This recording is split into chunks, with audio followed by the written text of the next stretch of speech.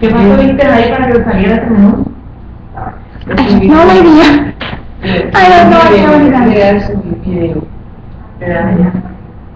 Entonces ahí te va a salir la opción. Can you get the lights, please? Ah, no, aquí tengo suficiente. Ya. Luego le das y arribita te dice, si usted quiere usar la cámara de video en la barra de menú, y si quiere, y ahí arriba, si usted quiere ver video,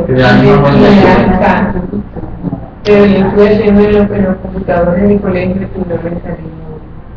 Porque quería grabar una exposición que las niñas estaban haciendo. El único problema de eso es que si necesitas que no te llueva, porque tú sabes que todo lo que es lluvia afecta la transmisión y la actividad, o sea, bajan los megabytes de potencia de emisión de la señal de internet. Pero entonces el mío, no me sale así como normal, sino que sale aquí. ¿Muy pequeño? No. ¿Es mini? No. But this is a Toshiba and this is a 2 megapixel camera. Anyway. Yours is VGA. Yours is VGA probably. Okay. Yeah. The match. Image is full quality image. Okay. Como antes, como la cámara de antes, que uno estaba The old camera. VGA camera. It's a VGA resolution. On 1.2. 1.2 probably, because if you have 2 megapixels, you're good to go. Pero sí, You're good to go. But still, the ones with the last class, the resolution was quite poor too. Okay, anyway, let's go back here. Remember we have until 6 and there's a lot of material to cover here. Okay, so we were doing guided writing. What micro skill is it? 2, right? We said guided writing was micro skill 2. Yeah? Alright, next is the digital count. Yes, it's an example of guided writing with less control. Remember also your role as a teacher changes as you do this, alright? Less control in which we ask students to write in their own words what they remembered from an excerpt the teacher read to them 3 or 4 times beforehand. One way to help is writing down the key words of events for them to pick up from there. Okay. Do you think digital count is an activity we can do for beginners? Do you think we can do that for beginners? No, because they can meditate and follow application. For instance, write table. Yes. Or Apple with another, with one tip. Yes, okay, yeah. Well, guess what? You can do this with beginners. But it's not going to be digital count. Remember what I say here. What's the task? You're not seeing the micro, the macro concept of it. The task is, in the words, write what they remember from an excerpt I read to them 3 or 4 times before doing the task. So what if, instead of asking them to do a synthesis or to summarize what I told them, I just tell them, write down all the words you remember I said, all the words you picked up from the listening exercise. And that is also a way to do this exercise, working on what micro skill? Number 3. Number 3. Yes, exactly. Working on that one, which is? Yes. Remember, it's task-based learning. I don't want them to be perfect. I just want to do a task.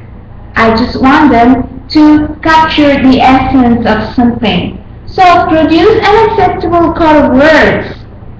Can be for a more advanced class, for my 11th graders, but if I'm with my 6th and 7th graders, I decide what I want. I just have to give them what they need. Okay, but I have to make it easy for them. Yes. What were we saying at the beginning of the writing teaching part?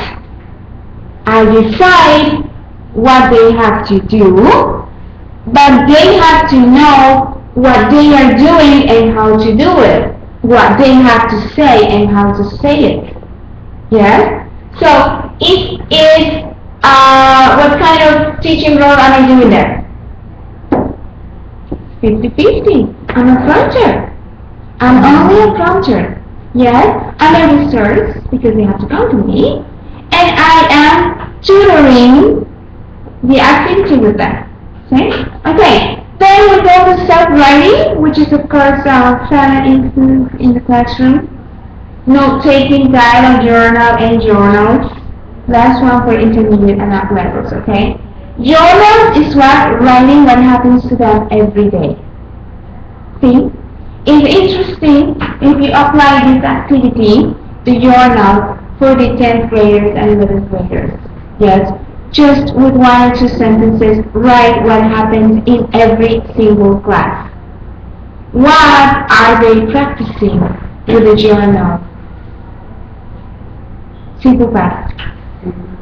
Today the teacher spoke or taught one topic, and they are writing a journal right away. Remember, a journal is what we call in Spanish, what? Diario de campo. El diario de campo, exactamente. Okay, note-taking, they do note-taking every time we dictate. They do note-taking. It's just that we have to encourage them and elicit from them naturally. Okay, take notes. Take notes. And everybody can take 1 note. Okay? Display writing. Short answer exercises, which you do every day of the class. Essays, which is my favorite subject. Paragraphs, postcards, activity reports, etc. Which one I love in particular is postcards. I even design the postcards, make them for them, or I have them design their own postcard and stick it on the notebooks. I love it. I think the postcard is a great activity to practice what? What kind of micro skill and what kind of grammar usage and lexical approach. They're practicing vocabulary, they're practicing simple past and future, they're practicing present perfect, yes, and they're also practicing what? Informal writing. Informal writing, how to say hello, how to say goodbye. So it's the whole compelling process that you do with postcards, and they love it. I think they love it. I love it particularly. I loved it. I used to love it when I did it back in the time, and obviously I think it's a great tool for the class. Also because you know what, they get engaged in the process of designing the postcard. It's really nice. Right, then we have now real writing, divided into academic, vocational, technical, and personal writing. This is where we are right now. This is where we are as teachers. And this is something I challenge you to do in a personal level every day. See, you should do some sort of writing every day. I know we're all tired. I know that. I will show you some of my writing because I studied social communication. I have my moments of inspiration. I write funny things and I write more personal things. And I tag all my friends on Facebook when I do that. That's really nice. It's nice. It's actually very interesting to see how your mind evolves. And when you want to find words and something, how to put it out, how to express that. Besides all the translation, which is, you know, not me, it's doing it for somebody else. Okay. The principles for teaching writing skills. It's all you. I'm going to give it to you guys to read, to take into account when you're doing writing exercises. Yeah?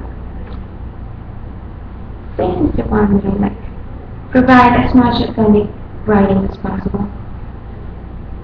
would totally devote myself to that. Establish a process-oriented approach for your task to make it interactive. See, instead of seeing the final result, work on it, process-oriented syllabus, okay? I want to work on the process of writing and how to develop writing skills, because you also have to see which of your students have the ability to write or not. Yeah? Because otherwise it's going to be useless. Yeah? And then you're going to get people writing things they don't like to write, things they don't want to do, and then people who love doing it. So maybe it's also a way to help them find themselves in the English learning process. Like assist to rewrite student sentences. This one. Remember, method of understanding and correcting your students' writing. Yeah? It's a very nice recommendation to not scratch on their paper, to not signal, or to not X everything they do. You can actually, circle and comment on something, but the right way to give a review on a writing process is more like giving footnotes instead of doing all the X's and circles and question marks. That's what I do at least. Okay, teacher listening. Here we are. Now, how many types of listening journals are there? Too many, actually. Too many. We can see a lot of listening in different ways, portrayed and conveyed in different ways. So, which one is their favorite? Which one is your favorite? What kind of listening do we like beyond dialogue, especially conversation models? Conversation models is what they like. Phone conversations is interesting when they're doing take the message. It's interesting when they're doing that. You can take the message, convey messages, etc. Okay. Day-to-day talk, which is also part of that. But day-to-day talk implies after listening skills and after listening task, which is what? Speaking too. See? So that may be a little difficult. Recorded messages, of course, and lectures. I don't think students like lectures. Nobody likes lectures, actually. I do because I have to. Okay. Let's see this part. When developing listening skills, we must consider the essence of what we are. Firstly, we need to establish what students need to be able to recognize, so we know what skills we are developing or working on. I'm sorry here. Need to be able to recognize. Okay, I had a typo. To recognize. Okay. So that's my first issue when I'm doing listening. What they have to recognize. So that tells me something. As a teacher, then it's giving a listening activity or listening exercise or is working on a listening task. My first thing to do is help them understand and clarify what they have to recognize. So, if I'm doing a listening exercise, I should start mellow. I should go easy on it first. Let's just recognize adjectives. See? And then after that, let's just pick out gerunds or pick out adverbs or pick out verbs in ing or present progressive or simple present, or let's identify all the hellos and greetings or saying goodbyes, etc. Yes? In what way? So that you can take them or lead them into your real listening task. Okay? Don't take them straight to the difficult task. Go easy on it so they don't feel lost in the process. Yeah. Remember, task-based learning uses a lot of listening activities. Determine your task. Determine what you want to do and how you want to do it. Okay? Do you want to take a break now or at 4?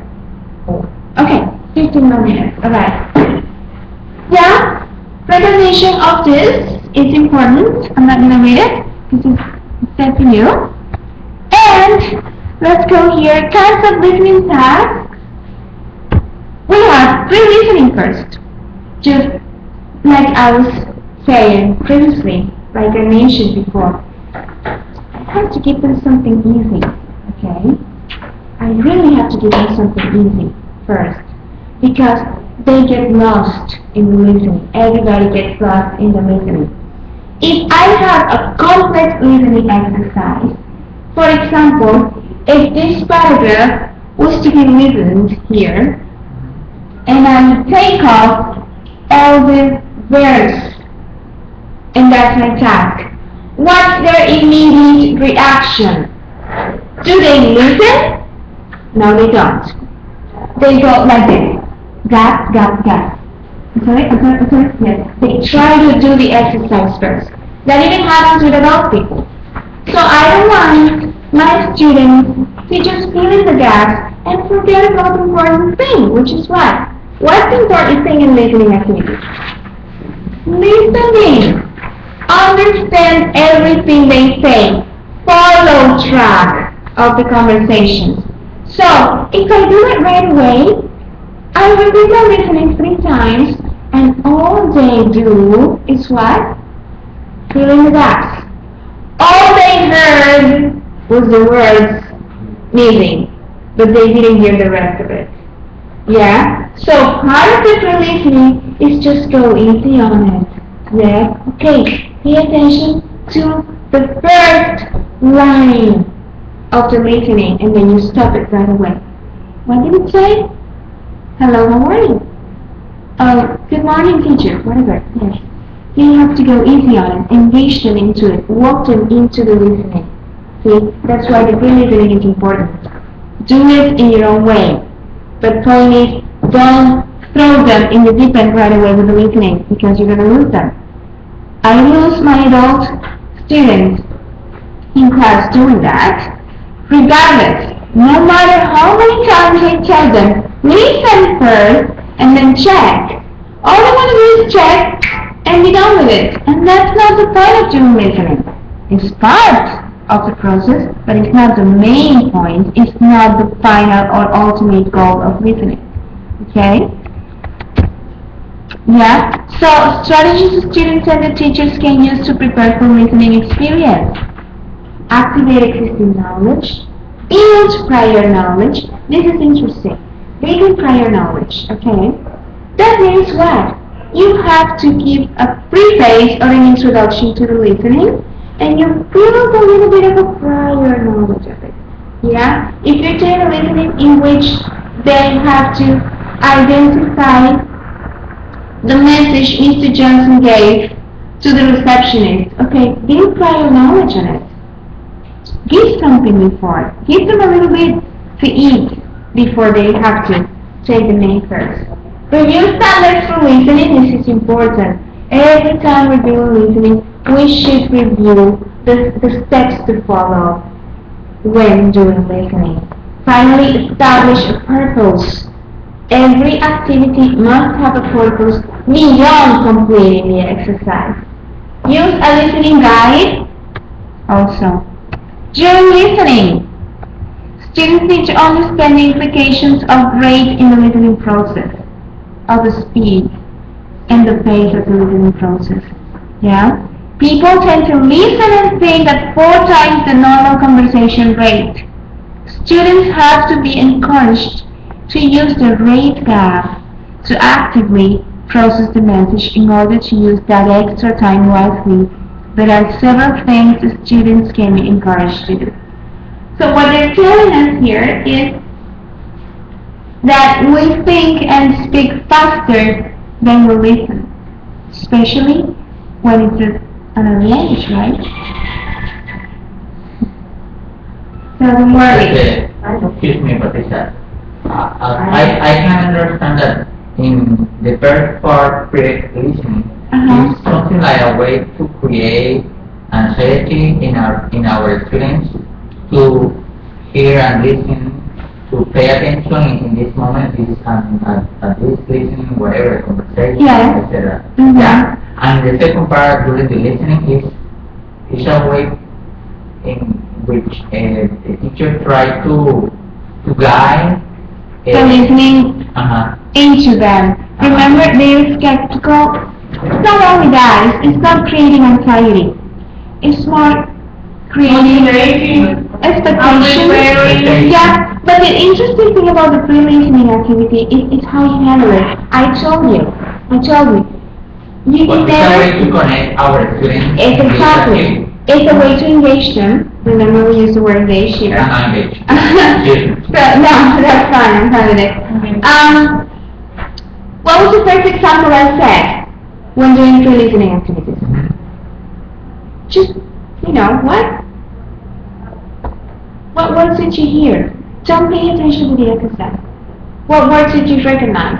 Oh, I recognize Mister, I recognize beautiful, I recognize the sun, I recognize day.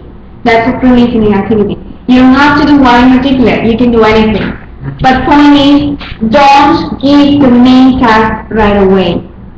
Try to do something easier. Now, I've seen how good it works. I used to be with children in TCA at the college, okay? So, it was interesting to play a listening activity and just asking them to pay attention just to the first line before I stopped it. Okay. Yeah, so I played, stop. I said, wait, what was the first line? Or what was the first word? See? Usually, because it's beginner levels, the first word is always going to be a hello, or a greeting, or a how are you, or how do you do, and good morning, beautiful day, etc., etc. So it's an introductory line for them.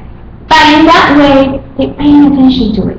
And then after that first line, I said, okay, now I'm going to play it, and I will stop it just right in the middle, halfway to the end of the listening activity. And I said, okay, did you recognize any adjectives? But if they don't know the word adjective, yes? So I would give them, did you hear the word pretty? Well, they didn't hear the word pretty, but then somebody remembered, I heard beautiful. Okay? It's just not always do the listening right away. They have to go on, doing it by chunks. If you work the listening by chunks, there is a better chance to obtain more from the whole listening. And then in the end, you can actually repeat it, and they will probably try to follow line by line. See, listening is a very nice tool in the class if well used, if correctly used. Okay, so they say. Excuse me. We receive reading companion is a tool that IBM is going to give to some schools. IBM, the computer company. Yeah. That's interesting. Reading companion is an excellent tool, and I attend the information. Training.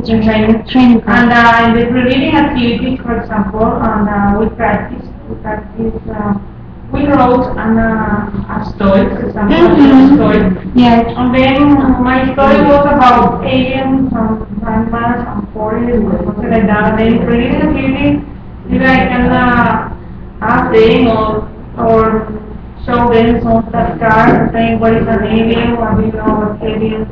That before reading anything, they don't know what I want to do. Just we are talking, we talk about it. Then when they already know some vocabulary, okay, they listen, then during the reading activity, maybe they pay attention to the verbs, pay attention to the grammar, past things, for example, and what are the what they do, and what are some sentences, Okay. and then also daily activities. So it's like first motivate and prepare students. Yes, that's what we do. That's what we do with the pre-task. It's just like I said, you have to be very clear on what you want to achieve with your class. That's why we say there is a lesson plan, and we will take notes of everything in that lesson plan. What kind of task I want to do, what kind of goal I want to achieve, what micro skill I want to accomplish. It's interesting how one little paragraph can be used for reading, speaking, listening, and rewriting. See? But then I'm giving you guidelines of how to do it correctly, how to engage every part of it. I can't do identify adjectives and verbs and simple past all in one. I can only get one first, yeah, or I can give it to one group of people, and then the other group of people is going to do this, and the other group of people is going to do that. Okay, remember we're working on task-based learning. And, like I said, determine your task, the goal you want to achieve, and that should be your final product. See? Determine a micro skill, and who will develop that micro skill, right? It's easier. We can't get all together all in one because they won't give it to us. Yes? But if you do it by chance, you will obviously get a better result. Now, these are what they consider is an effective listener. How it connects, how the person connects. Yes? Now, this can be, instead of effective listener, can be effective listening. Connect. Make connection with people and places, or situations, or ideas. See? So, just right after that, I can have my students to read the conversation and connect the people with the places, etc. And if they have a graphic, even better. Alright? Find meaning. What happens with meaning is a more complex exercise. It takes more time. So we have to take into consideration all the aspects of the task-based learning. Do I want them to give me exact meaning, or do I want them to give me a general overall concept of what they understand is happening? See? Question, pay attention to those words and ideas that are clear, right? The things they don't get, probably just let that go, okay? They will get it some other time, not this time. Remember, you can only use an activity 15 minutes tops training. Don't go over and over and over with it because otherwise you're going to get bored. Remember, kinesthetic people are going to get bored after 10 minutes seeing the thing, right? Maybe reflect, depending on the level. Reflect and evaluate. Okay? On the next class and the lesson planning class, you will see how important it is to do reflection and evaluation and assessment. Remember, this is the part where your role as a teacher becomes the assessor. Okay, you become the assessor. You are assessing students. Which ones got it faster? Which ones did a better job? Remember the pace. Remember the rate. Everything. After listening, students need to act upon what they have heard to clarify meaning and expand their thinking. Well-planned post-listening activities are just as important as those before and during. Okay? Well, the post-listening is something you have to do according to the level. Yeah? Comprehension, realism, appreciation, therapy. Yeah? So you choose which one. Now, let's see a little brief of the most common listening activities. And actually I have to show you the appendix. Okay, dictation. And they give us the reasons to the dictation. the benefits of doing dictation and how to use dictation. See? Leads to oral communicative activities as we will show you. Alright. Dictation fosters unconscious thinking about the language. When you're doing sentence grammar dictation, okay? Fosters the unconscious thinking about the language, alright? Dictation can engage large group of students, which is good. Dictation often serves to calm students and gives a good idea of the linguistic proficiency of the students. Student power dictation. This is an activity. I'm giving you an example actually for you to read. I don't want to stop on this, okay? I don't want to stop on this. I just want you to see the activity, pre-task activity I'm giving you. See, information question. It's good to stop, please. It's important to do this. See, this is part of the listening call. Tell them, when they're going to do an activity, just review, recycle language. Okay, when you don't understand what you do, you say, please, teacher, please, can you stop? Can you repeat? Can you forward? Can you rewind? Can you say that again? Would you say that again? How do you spell, etc.? And then we are recycling language. While listening, how they should stop us, and how they should approach us, and how they should approach the listening, especially practice in asking for information. Which means we have to give them a lot before on the board. Yes, we have to give them at least a group of 5 or 7 sentences. Yes, or 5 or 7 questions. Right. Neutral dictation, which is interesting. I remember I used to do that a lot. Neutral dictation. Listening to directions and following a route. When we're teaching what? When we're teaching what? Listening to directions and following a route. It's when we teach what? Directions. Yes. Take First Avenue, make your right on Second Avenue, etc. Yes. Listening to instructions and marking a ground plan. This should be a fun activity. How to start your computer. First, open the box. Yes, open the flip cover, etc. Okay. Listening to a text and completing the task. These are all the other activities. Listening to a text and punctuating it. I love this exercise. We used to do it in French class too. Listening intensively and developing the skill of identifying and missing information. Now, the principles of teaching listening skills. Bottom-up or top-down techniques, which is number 7. Alright, all the possibilities to do with them. Bottom-up or top-down. I actually have to make a stop here. Well, this is teaching speaking. Okay, we're going to stop here because it's 4 and 5. And I also have to go to the appendix. Just right here. Types of classroom listening performance. So, take a break, take a 15-minute break, have something to eat, and then we'll discuss what's next.